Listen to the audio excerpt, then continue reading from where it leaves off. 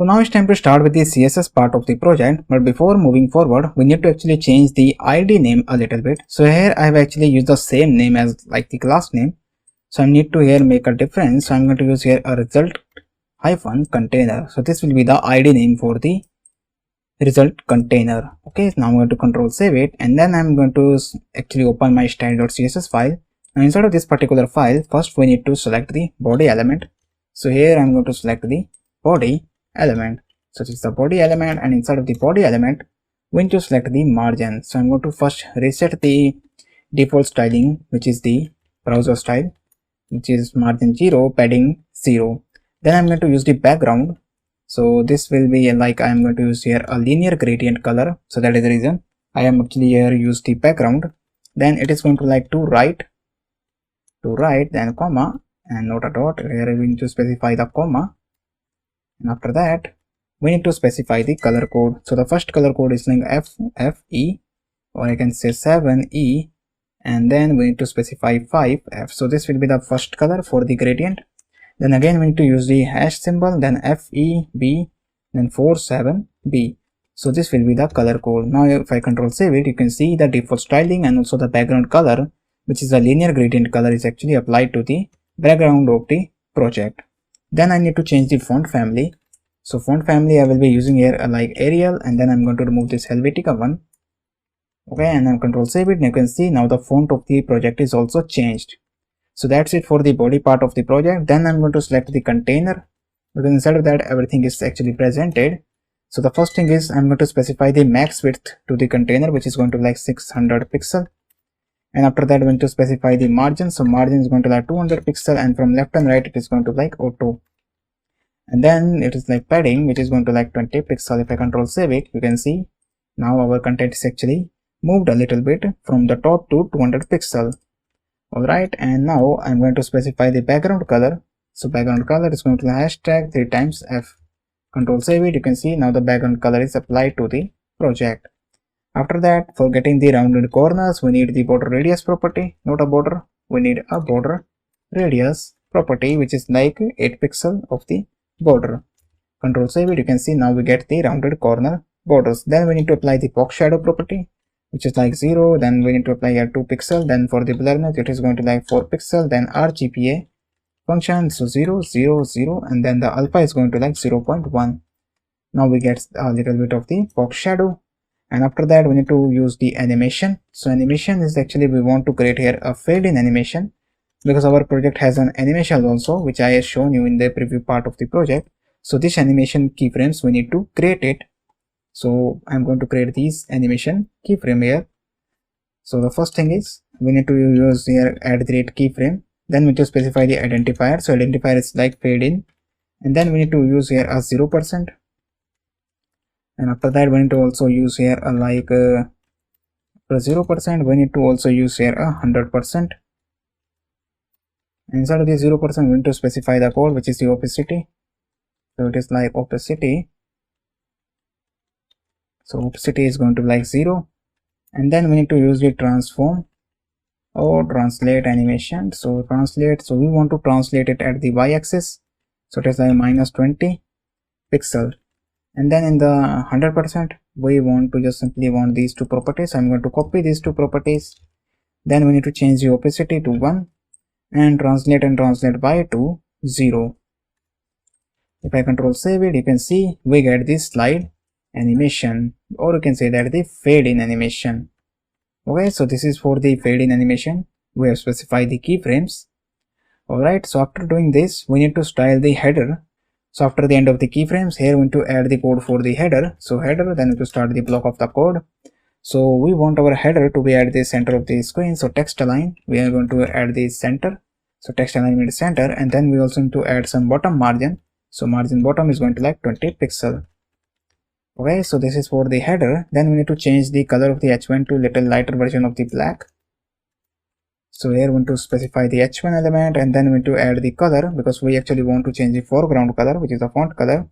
So hashtag 3 times 3. So this will actually lighter this particular heading color.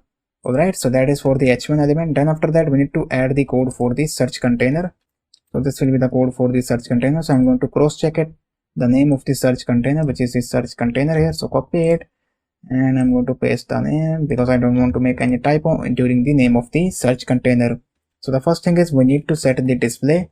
So display is going to be like flex, and after that we need to set the align items property. So align items is going to be like center, and then we need to set the margin bottom property. So margin bottom is going to like 20 pixel. Alright, so this will be the code applied for the search container. You can see there is some changes applied to the search container, and then we need to actually style this input type. So here I'm going to select the input, then we need to specify the type. So I'm going to use here the array brackets type, and we need to specify the input type, which is actually of text. Then we need to start this block of the code. Instead of that, first we need to specify the flex. So flex is going to be 1. Alright, you can see now the input type actually flex increase means the width of the input type increase. Then we need to add the padding. So padding is going to be like 10 pixel. Okay, after applying the padding, then we need to add the font size property. So font size is going to like 16 pixel. And then we need to add the border radius property so that we get the rounded corners, which is like 4 pixel. And then we need to add the border. So we want to remove the border. So when I do that, then if I just simply click on it, then we get this particular active state of the input type. So that is for the input type. Now we need to style the button. So here we need to select the button. So the first thing is we need to actually add some padding. So padding from left and right, it's going to like 10 pixel, and then from means top and bottom is going to be 10 pixel, and from left and right is going to 50 pixel. So 50 pixel is too much for that particular button, so I'm going to actually set it to 20 pixel.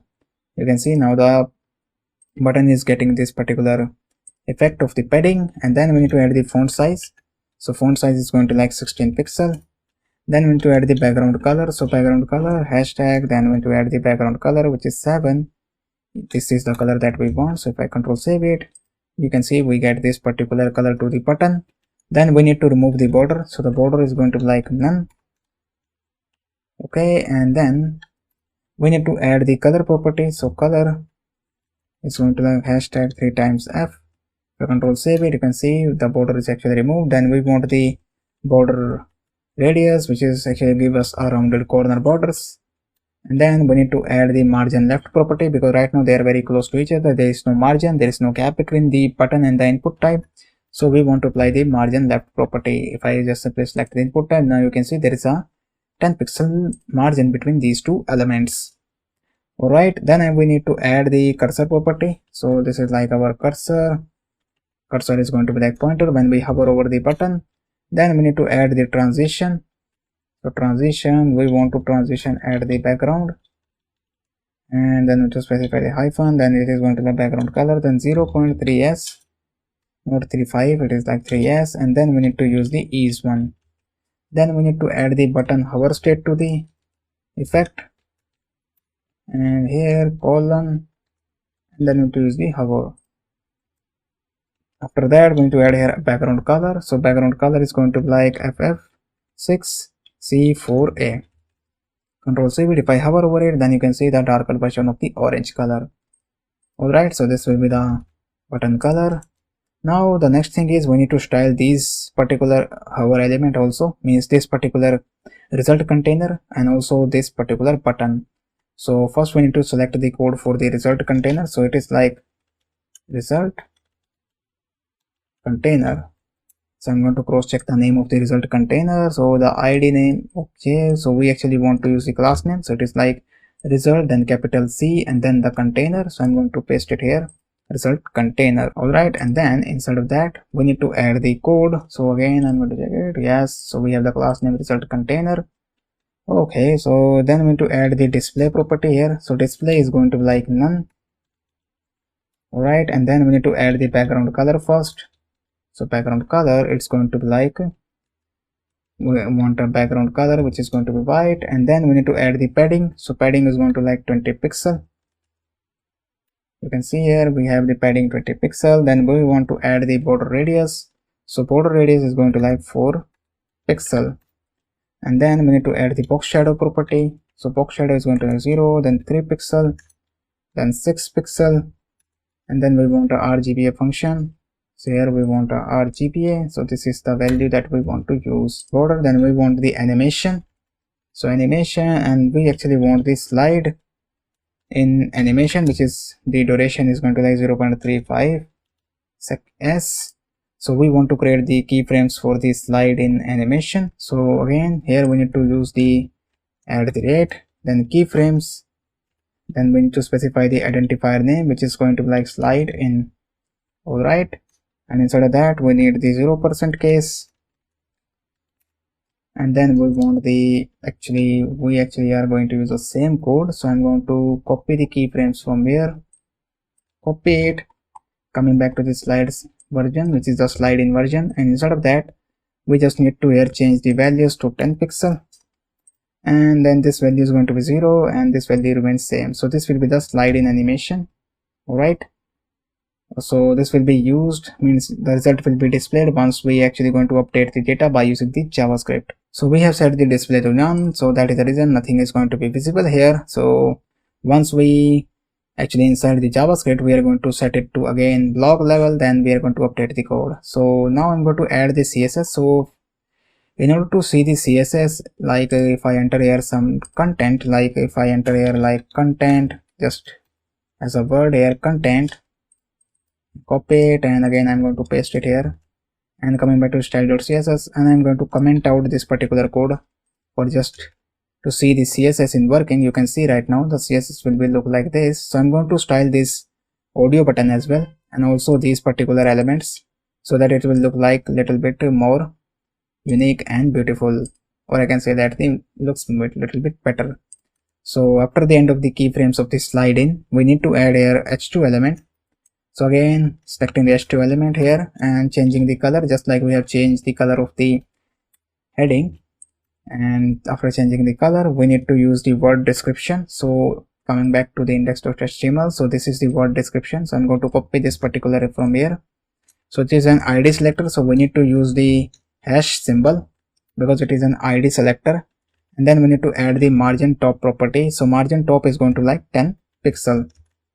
Control save it, and then we need to add the like code for the UL list, because the content that we are going to update it, this particular one, so we are going to add the UL tag and the ally tag dynamically by using the JavaScript. So here we need to use the UL tag. So I'm going to write the CSS already, means I'm going to write the CSS first, so that we don't need to come back to the CSS part once we start with the JavaScript. So here first we need to set the list style. So list style is going to be like none, and then we need to add the padding. So padding is going to be 0, and then we also need a list element, which is the ally tag. So opening and closing the bracket of the ally tag, and then we need to add the margin bottom, which is going to be like 10 pixel. Okay, and then we need to add here a strong, because we also need a strong tag. So inside of that we need to use the font weight to bold, not bolder, we want the font weight to bold. And then we need to add the audio container. So again here we need to use the hash symbol. The audio container is like this one, so copy it, the name, and then I'm going to paste it here, the audio container. Inside of the audio container we need to add the text alignment. So the text alignment is actually going to be the center. You can see now the button is moved to the center of the container. And then we need to actually here use the margin top to 20 pixel.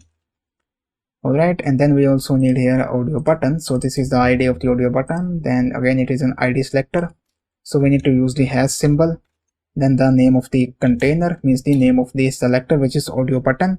And then instead of that we need to specify the code. So the first thing is we need to specify the padding. So padding from both sides is going to be like 10 pixel.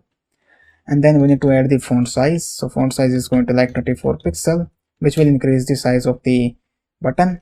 Then we need the background color. So background color is going to like hash symbol ff7e5. So this will be the color we want to use.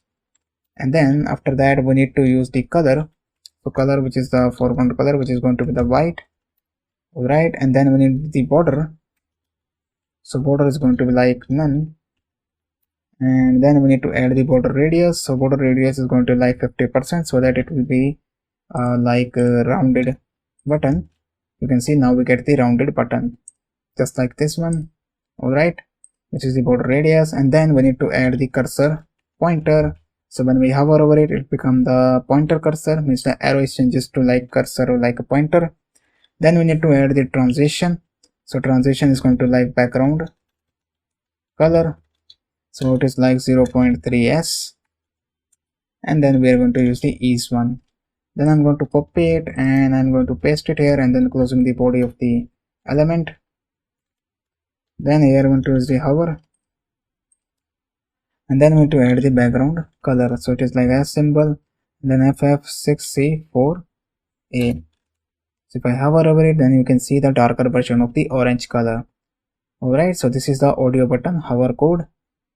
So that's it for the CSS part of the project. Now again coming back to the main code where we have started the result container code. So I'm going to set it to display to none because we are going to update the result container display property by using the JavaScript, which is the next part of the project of our English dictionary application.